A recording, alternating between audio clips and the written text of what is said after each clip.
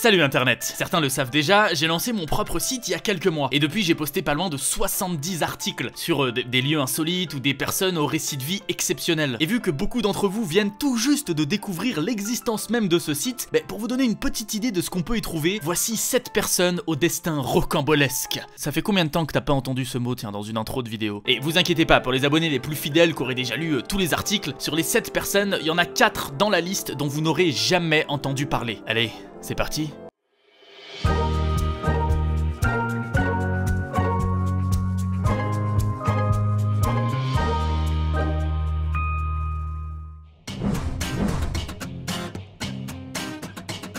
Au XVIIIe siècle, les femmes n'étaient pas vraiment les bienvenues sur les bateaux, on disait d'elles qu'elles portaient la poisse. En 1766, les femmes sont même interdites sur les navires de la marine française. Mais Jeanne Barret, elle s'en bat les reins. Fille de paysans très pauvres, depuis toute petite, son rêve c'est de voyager. Et quand elle entrevoit la possibilité de partir pour une expédition qui allait faire le tour du monde, crois-moi qu'elle hésite pas longtemps. Ni une ni deux, elle se travestit et Jeanne se fait enrôler sur l'Étoile en tant que Jean Barret, assistant de Philibert Commerson, botaniste et accessoirement son amant de l'époque. C'est en se jouant à la Mulane que Jeanne a été la toute première femme de l'histoire à accomplir un tour du monde. Son expédition part de Rochefort le 1er février 1767 et traverse l'océan Atlantique jusqu'à Montevideo dans l'actuel Uruguay. Jusque-là, tout se passe plutôt bien pour Jeanne, qui assiste divers botanistes dans leurs travaux d'exploration et de documentation. L'Étoile franchit le Cap Horn et continue sa route jusqu'à Tahiti, où malheureusement sa véritable identité finit par être découverte. Autant de dire que ça la fout mal, une bonne partie de ses collègues à bord veulent carrément l'abandonner sur l'île au beau milieu du Pacifique, mais Jeanne arrive à négocier et comme Louis de Bougainville, le chef de l'expédition, avait apprécié son travail jusque-là, elle est sauvée in extremis. Bon, faut pas déconner, elle finit quand même par être débarquée un an plus tard après de nombreux autres endroits visités sur l'île Maurice. À l'époque, c'est une importante zone de passage maritime contrôlée par les Français. D'ailleurs, elle s'appelait pas île Maurice, mais Isle de France. Enfin bref, Jeanne est virée de l'expédition avec son amant, Philibert, qui meurt quelques années plus tard. Sans le sou, Jeanne se démerde quand même pour rentrer en France en 1774 en épousant un officier de la marine française qu'elle avait rencontré et boucle ainsi son tour du monde. Mieux encore, Jeanne ramène les récoltes botaniques de Commerson destinées au jardin du roi. Il s'agissait quand même de 30 caisses contenant 5000 espèces, dont 3000 sont décrites comme nouvelles. Le roi Louis XVI, qui reconnaît ses mérites comme aide botaniste, la félicite pour sa bonne conduite et lui attribue même une pension en remerciement. Avec cet argent, Barret s'installe avec son nouveau mari dans son village natal, et finalement, comme le dit Orelsan, au fond je crois que la terre est ronde pour une seule bonne raison, après avoir fait le tour du monde, tout ce qu'on veut c'est être à la maison. Merci pour cette punchline, on peut enchaîner.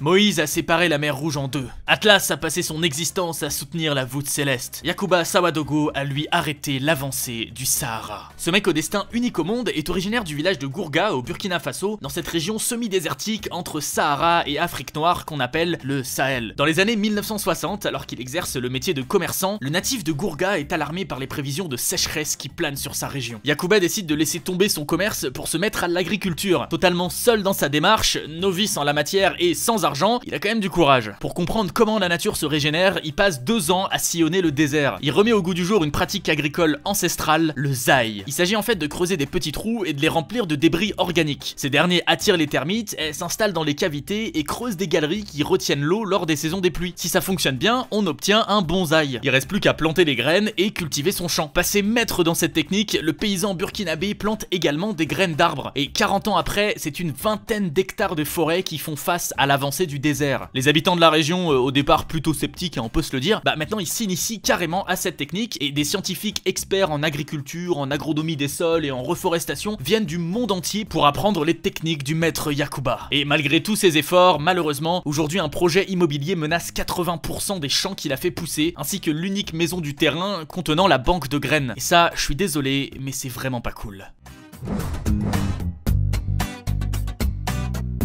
Née en 1875, Marie, à sa mort 88 ans plus tard, est détentrice de 17 records du monde et de 33 médailles officielles, ce qui fait d'elle la femme la plus décorée de France. Déjà là, tu comprends qu'on a affaire à quelqu'un d'assez époustouflant. Ok, les exploits de Marie commencent dès 1899, quand elle devient la première femme de France, et l'une des toutes premières au monde d'ailleurs, à obtenir son permis de conduire. Et au cours de sa vie, elle passera 4 autres permis, ballon dirigeable, avion, hydravion et même hélicoptère. C'est simple, tout ce qui vole, Marie peut le piloter, et pas qu'un peu. À l'époque, l'époque, elle établit le record du plus grand nombre de vols sans le moindre accident, un peu plus de 900, et pour l'époque c'est beaucoup, crois-moi. Mais si encore la reine de l'air n'était qu'une aviatrice. Marie était aussi sportive de haut niveau. Infatigable, elle s'illustre dans toutes les disciplines imaginables, et souvent beaucoup mieux que ses rivaux masculins. Cyclisme, alpinisme, athlétisme, tennis, ski, bobsleigh, escrime, boxe, arts martiaux divers. Quand je te dis qu'elle touche à tout, c'est vraiment à tout. En 1890, à 15 ans, elle parcourt 400 km en canoë pour rallier Nancy à Coblence. En 1906, après avoir traversé tout Paris à la nage, elle part en vélo jusqu'à Naples, au sud de l'Italie, pour aller admirer le Vésuve en éruption. En 1907, elle obtient la première place d'une compétition internationale de tir, ce qui fait d'elle la toute première femme à recevoir les palmes de premier tireur. En 1908, elle dépose sa candidature pour participer au Tour de France cycliste, mais les organisateurs refusent. Enfin bon, tu commences à la comprendre, hein, Marie se laisse pas faire et décide de courir quand même en partant après les autres participants. À la fin du tour, 36 coureurs sur les 110 au départ franchissent la ligne d'arrivée. Marie en fait évidemment partie. Et tout ça n'est qu'un petit aperçu de la carrière sportive de Marie Marvin, qui fut aussi considérée comme l'une des meilleures alpinistes au monde. C'est tout bonnement la première femme à gravir les plus hauts sommets des Alpes. Et c'est pour ces ascensions que Marie invente la jupe culotte. C'est une tenue encore portée de nos jours par une multitude de sportifs de haut niveau. Bon, même si on s'arrêtait là, Marie Marvin ce serait déjà la classe ultime. Mais ce n'est pas qu'une athlète hors pair. Entre deux exploits sportifs, elle trouve le temps de passer une licence de lettres, d'apprendre 7 langues et d'obtenir un diplôme d'infirmière. Elle est d'ailleurs la première personne à entrevoir l'importance de l'aviation pour secourir les blessés et fonde en 1910 l'aviation sanitaire. Elle planche même sur un projet d'avion ambulance avec un ami ingénieur qui aurait dû être commercialisé si l'entreprise chargée de sa fabrication n'avait pas fait faillite. En 1914, quand la première guerre mondiale éclate, Marie a déjà 39 ans, mais ça l'empêche pas de se déguiser en homme pour aller sur le front. Elle mène la guerre des tranchées et participe à de nombreuses actions militaires au sein du 42e bataillon de chasseurs à pied. Sa réelle identité est finalement découverte et Marie renvoyée de l'armée. Mais refusant d'abandonner, elle envoie de nombreuses lettres et à force d'insistance, obtient le droit de rejoindre le 3e régiment de chasseurs alpins dans les Dolomites italiennes. Là-bas, elle œuvre pour l'évacuation des soldats touchés et reçoit même la Croix de guerre en 1915 pour une opération de bombardement d'une caserne allemande à Metz. Elle devient d'ailleurs à cette occasion la toute première femme au monde à effectuer des missions de combat aérien. Allez, je m'arrête là, mais il y aurait encore beaucoup de choses à dire sur Marie, véritable pionnière qui, par son seul comportement, a bouleversé toutes les conventions de son époque. Alors voilà, si encore aujourd'hui tu rencontres quelqu'un qui pense que les femmes ne peuvent pas faire aussi bien que les hommes, raconte-lui l'histoire de Marie Marvin.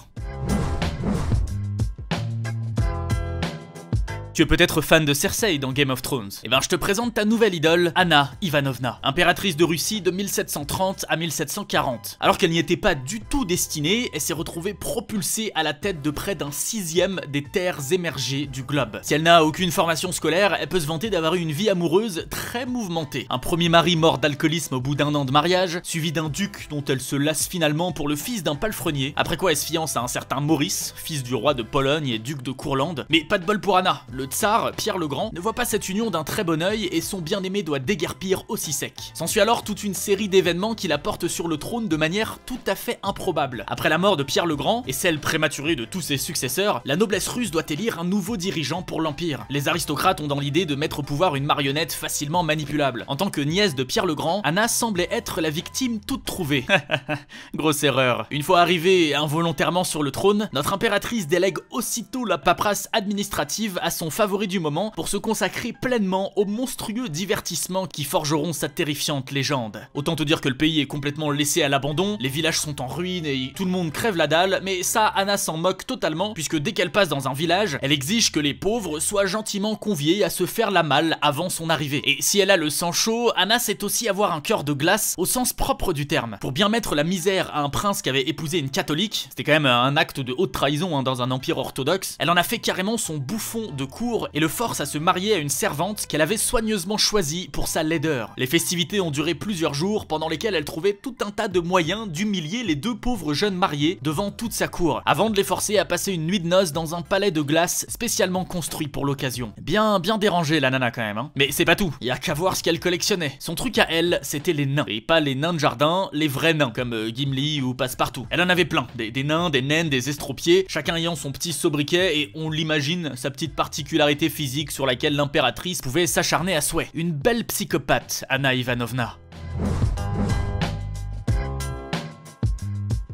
Je sais pas si tu connais les As, ces pilotes qui se distinguaient par leur prouesse aérienne et qui se mesuraient les uns aux autres par le nombre de cibles qu'ils descendaient. Et ben à ce compte-là, Keith Caldwell n'est pas le dernier venu. Il se destinait à être banquier, mais quand la première guerre explose, Keith veut s'engager. Il paye 100 livres pour rejoindre l'école néo-zélandaise d'aviation, il apprend très rapidement le métier et il intègre l'aviation britannique dès 1916. Brillant, il enchaîne les victoires, il accumule les promotions et il collectionne les médailles. À la fin du conflit, il obtient le grade de major et reçoit le commandement d'une escadre surnommée l'escadre des Tigres, qui détruit plus de 200 avions en moins de 8 mois. Entre temps, le pilote avait forgé sa légende par ses prouesses acrobatiques. En 1918, à la suite d'une collision aérienne à 5000 mètres d'altitude avec l'un des pilotes de son escadre, il casse le haubans qui maintenait son aile supérieure. Ouais, à l'époque, faut pas oublier, hein, on utilisait des biplans. Et là, bah, c'est le drame, hein. Son avion part en chute libre, tournoie dans le vide, complètement incontrôlable. C'est d'ailleurs ce qu'on appelle partir en vrille. Après avoir chuté d'un petit kilomètre, l'aviateur reprend ses esprits et fait preuve d'un immense sang-froid. Comme si de rien n'était, il sort de son cockpit, il va se promener sur son aile inférieure, toujours en tenant son joystick d'une main et de l'autre son auban défaillant, et comme ça, il parvient à contrôler plus ou moins la direction de l'avion, à revenir derrière les lignes britanniques et à sauter de l'appareil quelques secondes avant le crash. Ce mec a littéralement défié la mort et il en est revenu sain et sauf avec juste une toute petite égratignure à l'arcade. Évidemment, sa badassitude ultime lui valent d'importantes décorations de la part de la Royal Air Force, mais bizarrement, aucune offre d'emploi de la part du Cirque du Soleil. Après la guerre, le pilote regagne donc la Nouvelle-Zélande où il fonde une famille et se lance dans une activité de fermier bien méritée, avant de remettre tout ça lors de la Seconde Guerre mondiale, mais ça, c'est une autre histoire.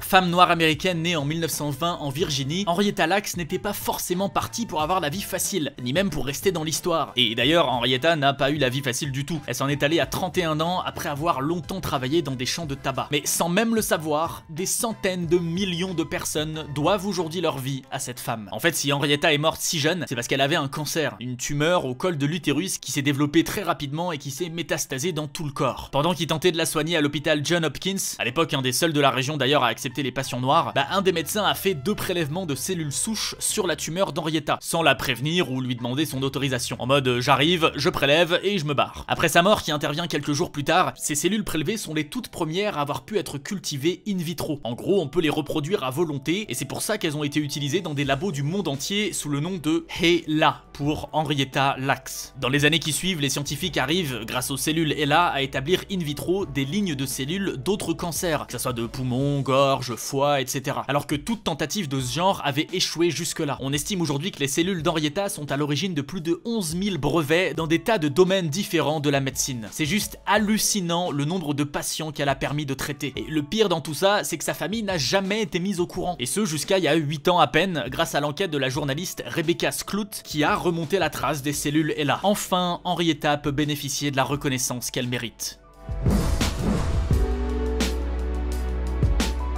On finit la vidéo avec la devinette du jour. A ton avis, que désignait le mot Micmac avant d'être synonyme de trucs indémêlables et foireux? En fait, à la base, les Micmacs, c'est un peuple autochtone d'Amérique du Nord qui vivait notamment sur l'île du Prince-Édouard, là où débute l'histoire de Charles Francis Coghlan. Étant ado, ce fils d'immigrés irlandais se laisse tenter par les arts occultes. Il rencontre une vieille dame qui lit dans les cartes et les lignes de sa main et qui lui dit que le jeune homme rencontrera fortune et célébrité, mais que son âme ne pourra connaître le repos éternel que sur sa terre natale. Le jeune Charles Francis, issu d'une famille pauvre, continue alors sa route et réussit contre toute attente à devenir comédien, grâce à la solidarité des habitants de son village qui se cotisent pour lui payer des études en Angleterre. S'ensuit une carrière auréolée de succès aux 4 coins du globe. Le destin du jeune homme semble suivre trait pour trait les prédictions de la voyante, à un détail près. Alors qu'il était en pleine tournée au Texas, l'acteur meurt subitement et est inhumé sur place, soit à plus de 1700 km de sa terre natale. C'est quand même con, hein, lui qui pouvait trouver le repos que sur l'île du Prince-Édouard, mais c'est à partir de là que les choses deviennent un petit peu surnaturelles, ou du moins que le hasard fait extrêmement bien les choses. Peu de temps après la mort du bonhomme, survient dans le golfe du Mexique un ouragan qui reste encore aujourd'hui le plus destructeur de l'histoire, provoquant entre autres catastrophes un raz-de-marée de 6 mètres de haut. En se retirant, la vague a tout emporté sur son passage, y compris le cimetière dans lequel Charles est enterré. Voilà son cercueil balancé dans l'océan Atlantique comme une bouteille à la mer. Mais aussi incroyable que cela puisse paraître, en 1908, près de 10 ans après sa mort, un bateau de pêche le prend dans ses filets en ignorant absolument ce que contient cette grande boîte recouverte de coquillages. Leur filet plein, les pêcheurs reviennent alors à terre et débarquent leur prise du jour sur les rives de l'île du Prince-Édouard. Comme quoi, tout vient à point, à qui sait attendre. Voilà, c'est fini pour aujourd'hui, j'espère vraiment que ce format t'a plu. En tout cas, dis-moi en commentaire si tu en veux d'autres, parce que franchement, hein, des destins insolites, j'en ai des tonnes. Et si tu veux continuer de découvrir des personnes au destin rocambolesque, n'hésite pas à faire un tour sur le site. Tu pourrais y apprendre comment un parfait inconnu a permis d'éviter une 3e guerre mondiale au début des années 80, comment Qingxi est passé d'esclave prostituée à plus grande chef de guerre pirate de l'histoire, comment un mec a survécu à un peloton d'exécution, ou encore comment Connie Franklin a réussi à être présent pour témoigner au procès de son propre meurtre. Oui, c'est même pas une blague. Et tout ça, c'est qu'un aperçu de toutes les histoires surprenantes que tu pourras trouver sur le site. Enfin bref, je te retiens pas plus longtemps et je te dis à très vite pour une prochaine vidéo. Salut Internet.